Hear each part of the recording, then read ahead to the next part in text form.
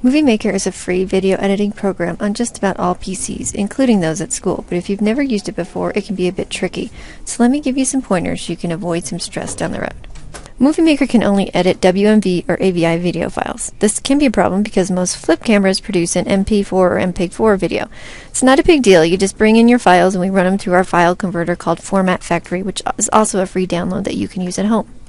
Rule number 2, if you're not using one of the library camcorders, then you need to make sure you transfer all your camera footage onto a USB or flash drive at home. We don't have cables and we don't have software that goes with your Panasonic or Sony Handycams, so make sure you do all your file transferring at home or we won't be able to get the video footage off your camera. Rule number 3, use a tripod. Along with our camcorders, we also have tripods that you can check out to use so that your video footage is nice and stable. Unlike this, not my best piece of work. Some files like Word files can be used on multiple computers, but movie files don't play that nicely. Picking one computer to do all your editing and saving on is probably the best advice I can give you. Not that it necessarily can't work to go to other computers, but whether you're in Movie Maker or iMovie, it confuses the computer when you edit on more than one machine.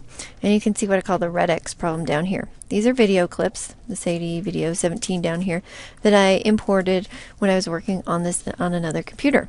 When I switch over to this computer and open the same file, I'm getting these red X's, which means the computer can't find the video. When you go to this import feature in any kind of movie editor and import the video so it shows up over here for you to use to edit, it doesn't really pull the full movie in. It just tells the computer where to look on the hard drive, the desktop, or somewhere on the computer to look for that. So when you switch computers, it doesn't know where to find that video because it's not with it. To avoid this, if you have to work on multiple computers, try putting your video clips on a flash drive, because this would be telling the computer, look on my flash drive and find that. That tends to work better.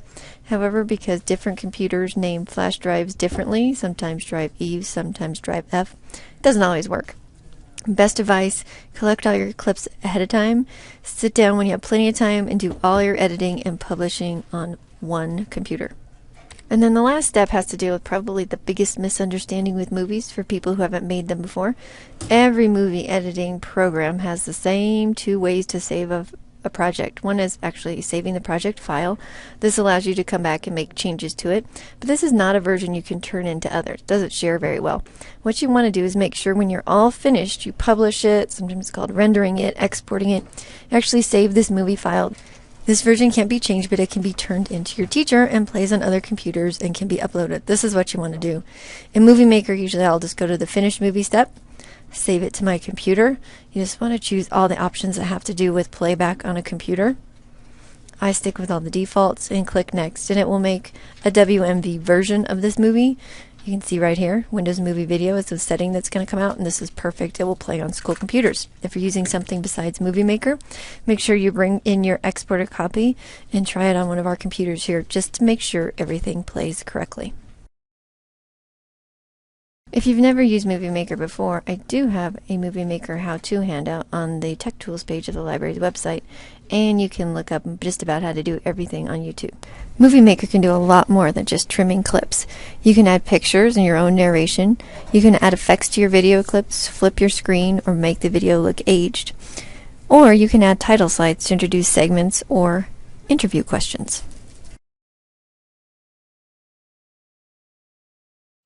My favorite book character is Junie B. Jones. And on one final note, please give yourself a little extra time to complete your project.